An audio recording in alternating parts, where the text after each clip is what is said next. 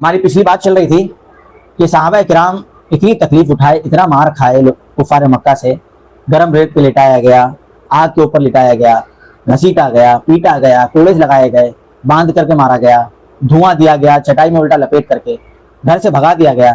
یہ ساری تکلیفیں جھیلنے کے بعد بھی وہ اسلام چھوڑنے کو تیار کیوں نہیں ہوئے؟ اس کی 2-3 وجہ اب تک بتا چکے ہیں. پہلی وجہ یہ بتائے تھے کہ ان کو اللہ کی معرفت ہو گئی تھی، وہ سمجھ گئے تھے کہ اللہ کیسی عظیم قدرت والا ہے.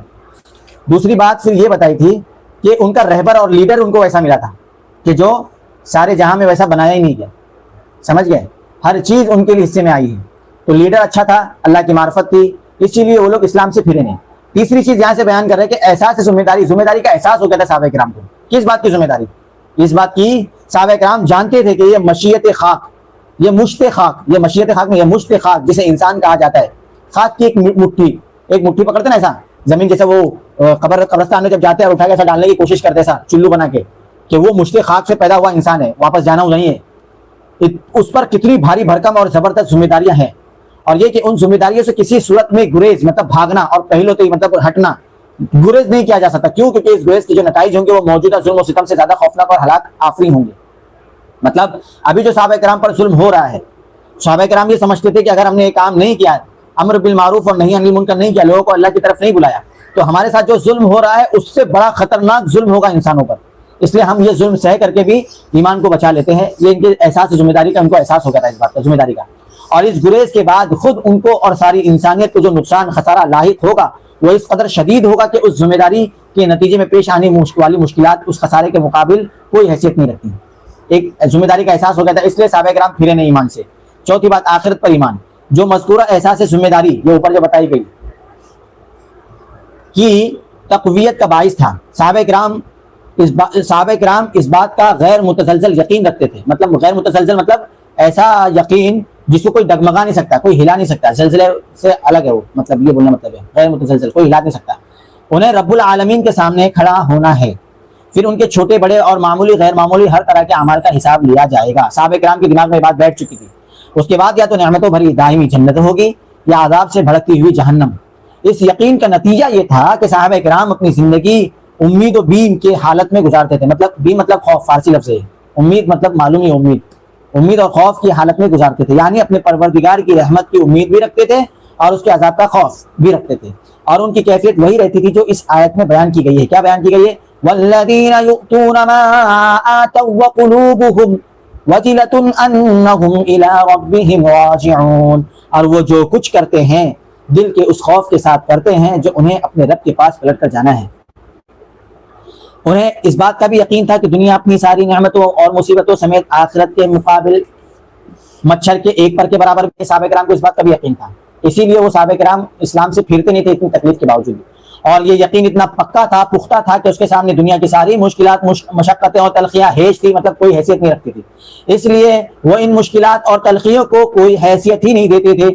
پانچویں بات بتا رہے کہ وہ لوگ اسلام سے کیوں نہیں پھرے مسلمان. صحابہ کرام اتنی تکلیف کے بعد بھی کافر واپس کیوں نہیں بن گئے؟ جیسے آج کے دور میں ایک لڑکا ہے ہمارے ہندوستان میں، یو پی سائڈ کا، پہلے ایمان لایا، بڑے فخر سے اس نے کہا میں پراؤڈ کرتا ہوں کہ میں مسلمان ہوں، لیکن پھر گھریلو دباؤ کی وجہ سے 2-3-4 دنوں کی بات ہوگی، پھر وہ واپس کنورٹ ہو گیا. میں سمجھتا ہوں کہ شاید اس کے دل میں بات ہوگی کہ اب میرے ہاتھ میں قدرت نہیں ہے، پوری طاقت میرے پاس نہیں، پاور آف اٹرنی نہیں ہے، تو جب تک کہ جن کے پاس ہے میں ان کو دکھانے کے لیے کافر بن جاتا ہوں، اور جب میرے پاس پاور آف اٹرنی آئے گی تو میں پھر مسلمان ہو جاؤں گا. میرے دماغ میں یہی ہے، میں دل میں یہی خیال رکھتا ہوں کہ انشاءاللہ ایسا ہی ہوگا، اللہ بہتر جانے. لیکن دیکھو 3-4 دن میں وہ واپس سے کنورٹ ہو گیا، پھر واپس ہو گیا، گھر واپسی کیے جا رہے ہیں اس کو لے کر کے. لیکن یہاں صحابہ کرام مار کھا کے پھر بھی اپنے آپ کو جو بدل نہیں رہے. انہی پرخطر مشکل ترین اور تازہ تر حالات میں ایسی صورتیں اور آیتیں بھی نازل ہو رہی تھی. اچھا، قرآن پاک کی آیتیں بھی نازل ہو رہی تھی ان کو سمجھانے کے لیے، ان کو بجھانے کے لیے، ان کو احساس جگانے کے لیے، ان کا صحابہ کرام کو تسلی دینے کے لیے، جن میں بڑے ٹھوس اور پرکشش انداز سے اسلام کی بنیادی اصولوں پر دلائل اور براہین کا مطلب بھی دلائل کے ہوتے قائم کیے گئے تھے.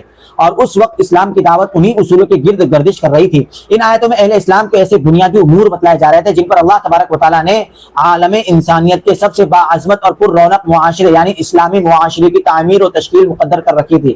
نیز ان آیات میں مسلمانوں کے جذبات و احساسات کے پامردی و ثبات قدمی پر ابھارا جا رہا تھا.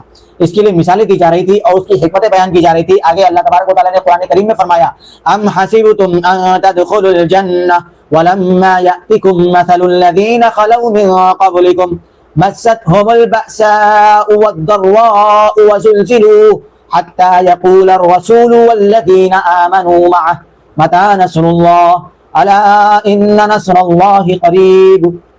یہ صحابہ کرام کو اللہ تبارک و تعالیٰ سمجھا رہے تم سمجھتے ہو کہ جنت میں ایسے ہی چلے جاؤ گے، حالانکہ ابھی تم پر ان لوگوں جیسی پرانے قوموں جیسی حالت بھی نہیں آئی ہے. مطلب جتنا ان لوگوں کو ستایا برداشت کیا گیا اتنا تم کو ستایا بھی نہیں گیا ابھی تک. تو جو تم سے پہلے گزر چکے وہ سختیوں اور بدحالیوں سے دوچار ہوئے اور انہیں جھنجھوڑ دیا گیا تھا، یہاں تک کہ رسول اور جو لوگ ان پر ایمان لائے تھے وہ بول پڑے کہ اللہ کی مدد کب آئے گی، اب اور کتنا ہم لوگ سہے اور کب آئے گی مدد. یہ بولنا پڑے گا اللہ کی مدد اللہ کی مدد آئے گی.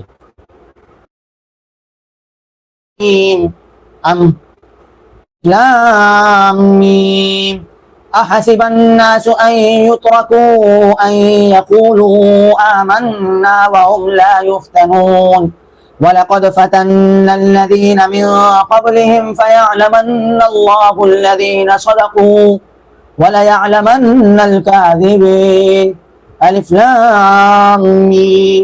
کیا لوگوں نے یہ سمجھ رکھا ہے کہ انہیں یہ کہنے پر چھوڑ دیا جائے گا کہ ہم ایمان لائے اور ان کی آزمائش نہیں کی جائے گی، حالانکہ ان سے پہلے جو لوگ تھے ہم نے ان کی آزمائش کی، لہذا ان کے بارے میں بھی اللہ تبارک و تعالیٰ یہ ضرور معلوم کرے گا کہ کن لوگوں نے سچ کہا، اور یہ بھی ضرور معلوم کرے گا کن لوگوں نے جھوٹ کہا. اور انہی کے پہلو بہ پہلو ایسی آیتوں، مطلب یہ سب آیتیں تو اللہ تبارک و تعالیٰ ذکر کر رہے تھے کب؟ جب صحابہ کرام پر تکلیفیں برداشت کرنے کا وقت تھا ان کا. جب صحابہ کرام تکلیفیں برداشت کر رہے تھے اس وقت اللہ تبارک و تعالیٰ یہ آیتیں نازل فرما رہے تھے کہ تم کیا سمجھتے ہو کہ اتنی تکلیفیں اٹھا کر کے تم کو جنت مل جائے گی؟ ایسے نہیں ہوگا. تم سے پہلے کے لوگوں نے بہت تکلیفیں اٹھائی تب جا کر کے ان کو کامیابی ملی ہے. اور انہی کے پہلو بہ پہلو اسی کے ساتھ ساتھ میں آیت کا نزول بھی ہو رہا تھا. جب وہ تکلیف برداشت کر رہے تھے تو ان کو یہ ساری آیتیں بھی سنائی جا رہی تھی اور ساتھ میں پھر ان کو خوشخبری بھی دی جا رہی تھی، اور کفار مکہ کے ساتھ کیا ہوگا وہ بھی بتایا جا رہا تھا، اور کفار مکہ جو سوالات کرتے تھے ان کے کیا جوابات ہیں وہ بھی قرآن پاک میں دیے جا رہے تھے. اور انہی کے پہلو بہ پہلو ایسی آیتوں کا نزول بھی ہو رہا تھا جن پر کفار و معاندین دشمن کے اعتراضات کے دنداں شکن جوابات دیے گئے تھے. ان کے لیے کوئی حیلہ باقی نہیں چھوڑا، حیلہ مطلب کوئی بہانہ کوئی تدبیر باقی نہیں چھوڑی گئی تھی، اور انہیں بڑے واضح اور دو ٹوک الفاظ میں بتلا دیا گیا تھا کہ اگر وہ اپنی گمراہی اور عناد دشمنی پر مصر رہیں تو اس کے نتائج کس قدر سنگین ہو سکتے ہیں. اس کی دلیل میں گزشتہ قوموں کے ایسے واقعات اور تاریخی شواہد پیش کیے گئے تھے جن سے واضح ہوتا تھا کہ اللہ کی سنت اپنے اولیاء اور اعداء مطلب دشمن کے بارے میں کیا ہے. پھر اس ڈراوے کے پہلو بہ پہلو مطلب اس ڈراونے مطلب آیتیں سنانے کے ساتھ ساتھ میں لطف و کرم کی باتیں بھی کہی جا رہی تھی، اور افہام و تفہیم ارشاد و رہنمائی کا حق بھی ادا کیا جا رہا تھا تاکہ باز آنے والے اپنی کھلی گمراہی سے باز آ سکے. در حقیقت قرآن مسلمانوں کو ایک دوسری ہی دنیا کی سیر کراتا تھا اور انہیں کائنات کے مشاہد، ربوبیت کے جمال، الوہیت کے کمال، رحمت و رفعت کے آثار، لطف و رضا کے ایسے ایسے جلوے دکھاتا تھا کہ ان کے جذب و کشش کے آگے کوئی رکاوٹ برقرار رہ ہی نہیں سکتی تھی. پھر انہی آیات کی تہ میں مسلمانوں سے ایسے ایسے خطاب بھی ہوتے تھے جن میں پروردگار کی طرف سے، یہ ہم بات کر رہے ہیں کہ صحابہ کرام کی اتنی تکلیف دی گئی ایمان کو لے کر، کفار مکہ نے اتنی تکلیف دی تو صحابہ کرام واپس سے کنورٹ کیوں نہیں ہو گئے؟ وہ خود ہندو کیوں نہیں بن گئے؟ واپس کفار مکہ میں واپس سے کافر کیوں نہیں بن گئے؟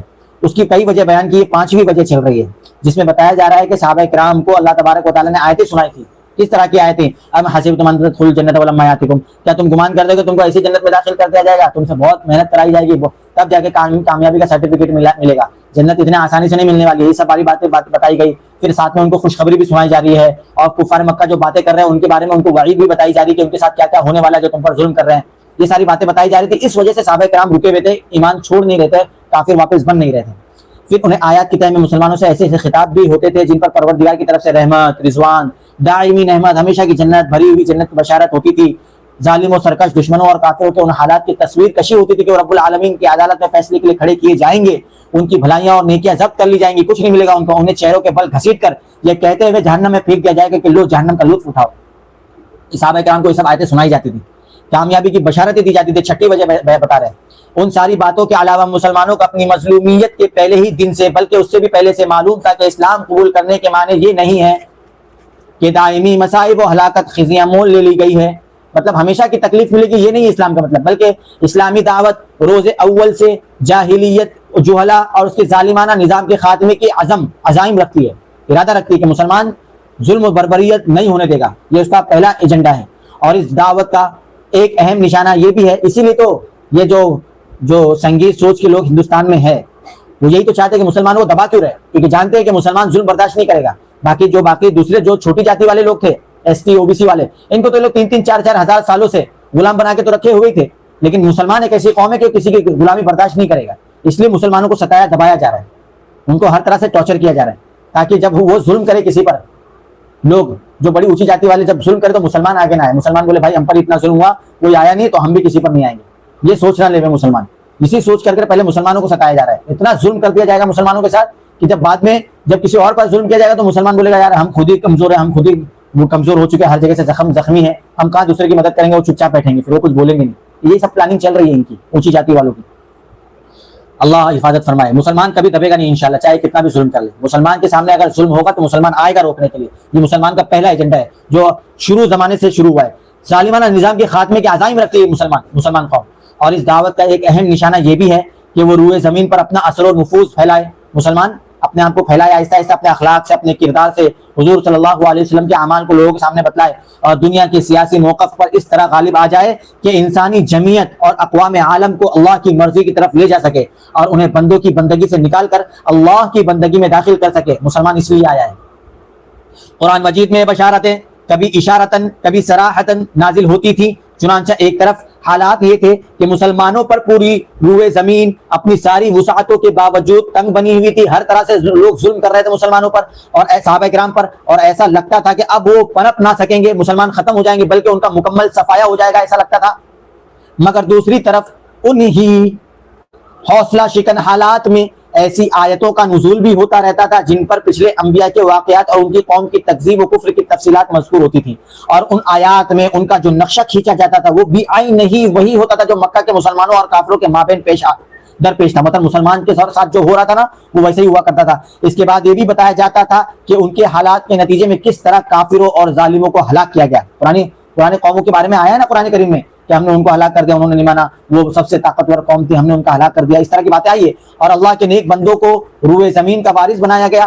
اس طرح ان آیات میں واضح اشارہ ہوتا تھا کہ آگے چل کر اہل مکہ ناکام و نامراد ہو کر رہیں گے اور مسلمان اور ان کی اسلامی دعوت کامیاب ہو کر رہے گی. پھر انہی حالات و ایام میں بعض ایسی بھی آیتیں نازل ہو جاتی تھی جن میں صراحت کے ساتھ اہل ایمان کے غلبے کی بشارت موجود ہوتی تھی. مثلا اللہ تبارک و تعالیٰ کا ارشاد ہے وَلَقَدْ سَبَقَتْ كَلِمَتُنَا لِعِبَادِنَا الْمُرْسَلِينَ إنهم لهم المنصورون وإن جندنا لهم الغالبون فتول عنهم حتى حين وأبصرهم فسوف يبصرون أفبعذابنا يستعجلون فإذا نزل بساحتهم فساء صباح المنذرين.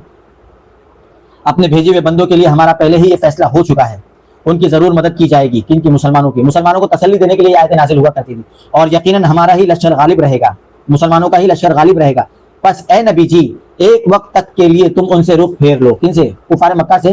مطلب وہ کچھ کرے تو تم برداشت کر لو، انہیں دیکھتے رہو. عنقریب یہ خود بھی دیکھ لیں گے، کفار مکہ بھی دیکھ لیں گے کیا یہ ہمارے عذاب کے لیے جلدی مچا رہے ہیں. تو جب وہ ان کے صحن میں اترے گا، کیا عذاب اترے گا، تو وہ ڈرائے گئے لوگوں کی صبح بری ہو جائے گی. وہ جو لوگ ڈراتے تھے نا مسلمانوں کو، ان کی صبح بری کر دیں گے. آگے ایک جگہ ارشاد ہے سَيُهْزَمُ الْجَمْعُ وَيُوَلُّونَ الدُّبُرَ. عن قریب اس جمعیت کو شکست دیتی جائے گی اور یہ لوگ پیٹ پھیر کر بھاگیں گے. مسلمان کافروں کے بارے میں کہا جا رہا ہے. آگے ایک جگہ اور ارشاد فرمایا جُنْدٌ مَّا هُنَالِكَ مَهْزُومٌ مِّنَ الْأَحْزَابِ.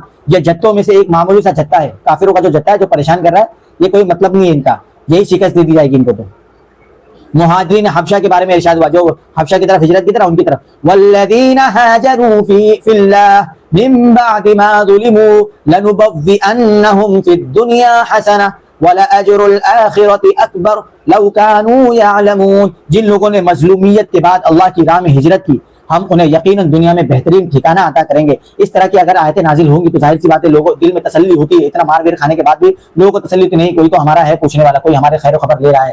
یہ احساس ہوتا ہے صحابہ کرام کو، اور آخرت کا اجر بہت ہی بڑا اور لوگ جان لیں گے اس اجر کو. اسی طرح کفار نے رسول اللہ صلی اللہ علیہ وسلم سے حضرت یوسف علیہ السلام کا واقعہ پوچھا تھا تو جواباً میں ضمناً یہ آیت بھی نازل ہوئی تھی. ارے وہ صحابہ کرام یعنی اللہ کے نبی کریم صلی اللہ علیہ وسلم کو جھوٹا ثابت کرنے کے لیے یہ لوگ گئے تھے کفار مکہ راہب لوگ کے پاس، یہودی لوگ کے پاس، اور وہاں سے جا کے ان لوگ سے نا کچھ سوالات ایسے لے کر آئے تھے یہ بول کر کہ ہمارا جو نبی ہمارے یہاں آیا ہے نا وہ کہتا ہے کہ ان کو وحی نازل ہوتی ہے. تو ان یہودیوں نے نا ان کو کہا کفار مکہ کو جاؤ تم جا کے نا اللہ کے نبی سے 3 سوالات کرو. وہ 3 سوالات کے جواب دے دیتے تو سمجھ لینا کہ وہ اللہ کے نبی ہے, اور اگر جواب نہیں دے پاتے تو سمجھ لینا وہ جھوٹے. تو 3 سوال کیا ہوئے تھے؟ ایک سوال ہوتا تھا یوسف علیہ السلام کے بارے میں, ایک سوال کیا کہتا ہے روح کیا چیز ہے, روح کے بارے میں جو انسان کے اندر ہوتی ہے, اور تیسرا سوال کیا کہتا ہے ذوالقرنین کے بارے میں.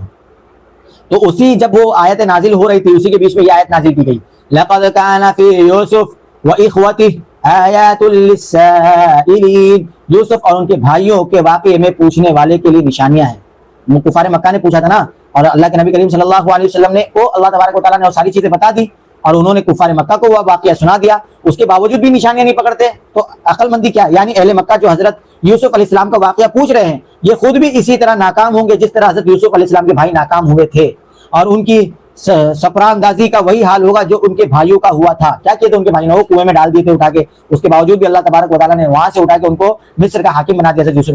انہیں حضرت یوسف علیہ السلام اور ان کے بھائیوں کے واقعے سے عبرت پکڑنی چاہیے کہ ظالم کا حشر کیا ہوتا ہے, جو ظلم کرتا ہے وہ کبھی بھی پنپ نہیں پائے گا. ایک جگہ پیغمبر کا تذکرہ کرتے ہوئے ارشاد ہوا, وقال الذين كفروا لرسلهم لنخرجنكم من أرضنا أو لتعودن في ملتنا فأوحى إليهم ربهم لنهلكن الظالمين ولنسكننكم الأرض من بعدهم ذلك لمن خاف مقامي وخاف وعيد. کفار نے اپنے پیغمبروں سے کہا کہ ہم تمہیں اپنی زمین سے ضرور نکال دیں گے. پرانی قوم کی بات ہو رہی ہے کہ اپنی نبیوں سے کہہ رہے کہ ہم تمہارے ساتھ تم کو رکھیں گے نہیں, ہمارے گاؤں میں تم کو نکال دیں گے, یا کہ تم ہماری ملت میں واپس آ جاؤ, یا تو تم چھوڑ دو اپنی نبوت اور ہم واپس سے کافر بن جاؤ. اس پر ان کے رب نے ان کے پاس وحی بھیجی کہ ہم ظالموں کو یقیناً ہلاک کر دیں گے. یہ وعدہ ہے اس شخص کے لیے جو میرے پاس کھڑے ہونے سے ڈرے اور میری وعید سے ڈرے, مطلب جو ایمان لے کر آ گیا ہے ان سے وعدہ ہے کہ ہم ان کافروں کو چھوڑیں گے نہیں. اسی طرح جس وقت انشاءاللہ یہاں سے پھر آگے پڑھیں گے